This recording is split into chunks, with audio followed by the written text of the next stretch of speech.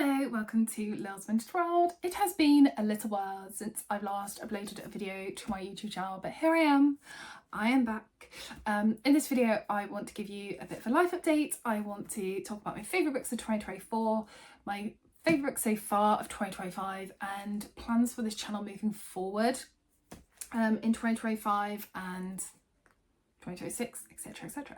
So, life update. When I last left you, I was at the tail end of my pregnancy. I was in my third trimester, and since then I have had my baby. So I had a baby girl on Christmas Day. If you follow me on Instagram, you'll know this already, but she is doing really well. She is thriving. Pup is also really good, and we're so proud of him. I'm still recovering, but I'm getting there slowly, and yeah, we're just not in this little bubble.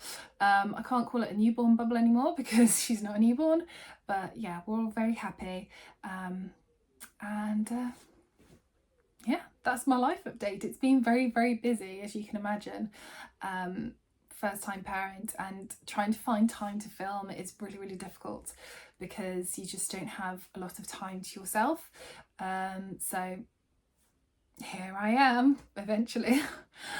Now let's talk books of 2024. So I have 4 standout 5-star books from 2024, just 4, and that is because, you know, a book can be really, really good and I can really, really enjoy it and I can give it like a 4, maybe a 4.5 star, but for it to get a 5-star, it has to be exceptional.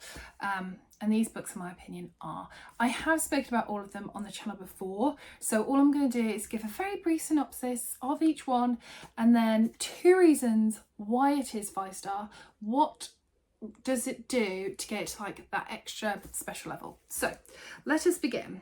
I have Young Elizabeth, Princess, Prisoner, Queen by Nicola Tallis. This is a biography of Elizabeth from birth up to her ascension to becoming queen, essentially, and that is it. This is now my favourite book on Elizabeth I, and the 2 reasons why it is a 5-star read for me is, 1, it does something different. There's loads of books out there on Elizabeth I, but what this book does is it gets the primary source evidence and it looks at it not just in a practical point of view, but it looks at it in an emotional and a psychological kind of point of view of like, okay, so this is the evidence. How would this emotionally have impacted on Elizabeth to then have her make decisions in the future? What has this emotionally done to her to then impact what's happening further on down the line, if that makes sense? And it's just never really been done before. We've never looked at Elizabeth in that way and put the pieces together in that way, and I think it's outstanding. The second reason why it is just 5-star brilliantness is because of Nicola Tallis' writing. The more I read of Nicola Tallis, the more impressed I am. I mean, I think she's a wonderful historian anyway, but in this book in particular, I just thought stand out. She writes in this way which is kind of like popular historian meets academia. You know, it's that fine line, and it's just the perfect balance of putting the primary sources in and with it still flowing like non-fiction, and that is what I love. That's what I love for my non-fiction. I want it to flow like it's fiction, like you're just telling a story, like a fictionalized version, but we're having all the facts. And it's kind of that feeling of Nicola is taking us, you know, back in time, and we're literally like a fly on the wall following Elizabeth's life, and that's the type of feel that we have here, and I loved it. So that is why that is 5 stars. Then we have, I should say, none of these are in order. I don't have an order. I can't give you an order. We have 7 X's by Lucy Vine. This was my very first Lucy Vine, a complete cover buy, and this is about a woman called Esther who goes back through her exes to find if the one, if you believe in the one, has gone away, has, you know, she's missed it, has gone by. Can she reel him back? two reasons why this book would 5-star for me. One, nostalgia. This book reminded me of university. And in this, Esther's like in her very early 30s, but it reminded me of when I was like 19, 20. And I think that's kind of like the point of it. Esther's kind of like stuck. She's not progressing in life. And it kind of just gave me that feel of when I was back at uni, and it gave me all the warm feels, like the day drinking in pubs and little things, and it was lovely. The second reason why I loved it was it's just so funny. I picked this up and it just gave me a warm hug, and it's really nice to have a book that's sat on my shelf that I know if I'm having a bit of a down day, I can pick this up and this will cheer me up no end. And I think that's a very special thing that an author can do, you know, because, you know, authors are out there all over the world and they have no idea how happy they have made someone that day. And that's a very special thing to do. So wonderful. Then we have Love Story by Lindsay Kelk. This is about a woman called Sophie Taylor, who is a teacher by day, and she writes romantic fiction by night. But nobody knows about it bar two people. And two reasons why this book is fantastic. One, characters in this were just brilliant. In particular, William. He is so funny and I loved it. And the more I read of Lindsay Kelk, the funnier that I'm finding her work. I find her more recent work very, very funny. There's a point in this where there's a birthday party and the cake ends up being destroyed essentially. And her brother William goes, "Who fancies a Binny Milk?" And it's just my humour and I loved it. The second reason why I think this is brilliant is because this is literally a love story to the genre of rom-coms, if you will, women's fiction, whatever you want to call them. There's actually a little section here of what do we call these types of books. And yeah, I just thought it was exceptional. You know, this book is a big love letter to a genre that I have loved for the past 20 years. Because I'm very old. And then last but not least, I have What Does It Feel Like by Sophie Kinsella. This is about a woman called Eve who is treated for a type of brain cancer. Eve is a writer, she has a family, she's very successful, but she has this type of cancer and she then has to kind of relearn everything. She has to learn how to walk, how to hold a pen, all these types of things. And this is very, very special for two reasons. One, I first read Sophie Kinsella / Madeleine Wickham, because that's her actual name, when I was 13. She's the first author that I read of this genre, and I just fell in love with this genre when I was 13 with the Shopaholic series, and it's just so good. And having a book like this is just so special because although the character's called Eve, this is Sophie's real life. This is what's happened to Sophie recently. And you know, she hasn't really done interviews about it, but she has put it all in this, I suppose, very fictionalized, but not really that fictionalized version of her life.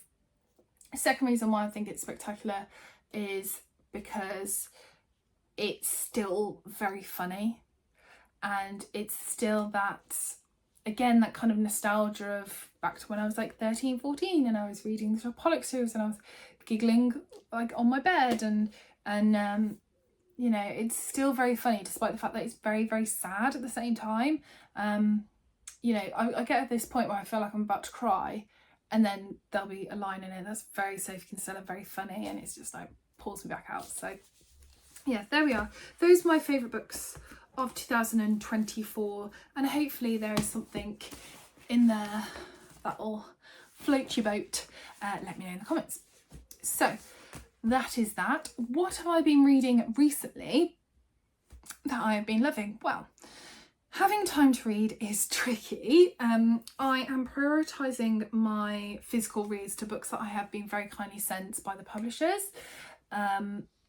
So the British Library, for instance, with their Urban Writers series and Crime Classic series, I prioritise those just because I'm so grateful. But as and when I can, I do pick up other physical books that sits on my shelf. But I have recently been listening to audiobooks.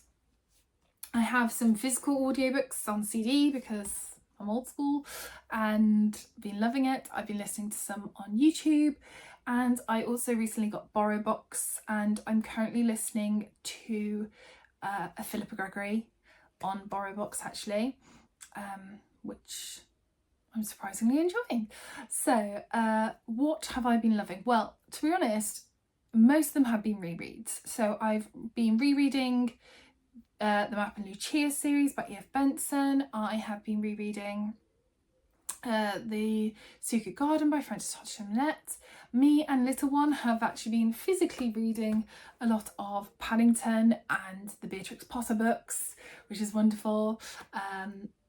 I just, I love those anyway, and been really enjoying those. I have been listening to S. Scott Fitzgerald's Tender as the Night, although I haven't listened to it for a little while, just because all the people in it are absolutely vile and they've been doing my head in, and it's a lot longer than The Great Gatsby, where again the people are vile, but you get through that in such a short space of time. So Tender as the Night is longer, and I'm just like, oh, they're just doing my head in, they're just getting on my nerves. So I've had to pause that for a little while, but I will go back to it. What else? As I said, I got BorrowBox, and I have listened, well, I've listened to one fully, and I'm on my second one now, listening to Philippa Gregory, as I said, but I have listened to another Sophie Kinsella, which is Party Crasher, which is, funny enough, I've had that physically sat on my shelf for a good couple of years and I haven't got to it, but I have now, which is wonderful. I've been updating my Goodreads, so go follow me on there. And yeah, that's kind of the books that I've been reading, but mostly rereading. And Agatha Christie, goodness me, I think I've reread Sad Cypress via audiobook 3, possibly 4 times now. And I'm still wanting to listen to read Charles Dickens' David Copperfield. I still want to do that, so I think I'm going to do an audiobook. I think that's the way that it is going. I just don't think I can physically do it. But now I'm in the audiobook sphere, I think that's the best way forward. So that leads me on to plans for this channel and what you can expect to see. So I'm going to upload as and when I can.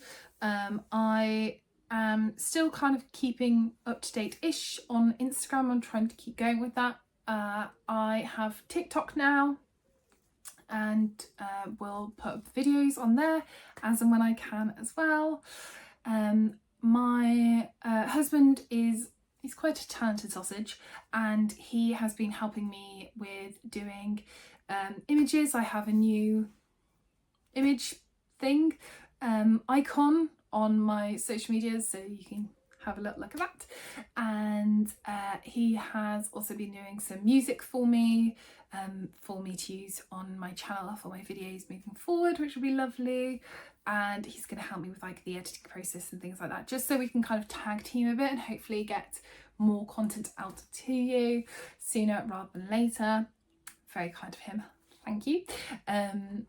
And yeah, so what types of videos what you're gonna see? So I have I need to film a book haul, I need to film book reviews for British Library Writers series, crime classics, history book reviews, more rom-com book reviews.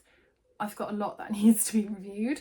I also am hoping to start a new series on this channel, which has lots to do about the suffragettes, which will be really exciting. And of course, Tudortember, which comes round so quickly, doesn't it? So yes, those are my plans for the future, but let me know how you have been keeping in the comment section down below. Let me know what videos of mine you really like to watch, and I will do my very best to felicitate that for you. So thank you so much for watching. Take care, look forward to talking to you in the comment section, and I shall see you soon for the next video. Bye for now.